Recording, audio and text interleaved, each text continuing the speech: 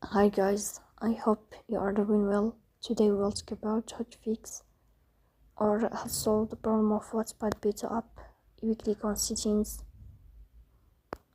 Here we go to apps, default apps, app settings.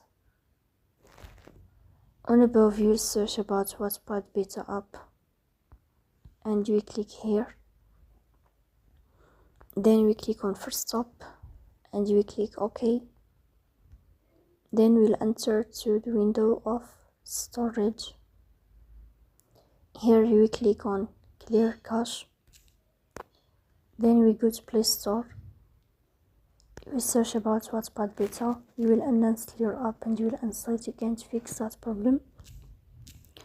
So that's all. Don't forget to support us by like and subscribe.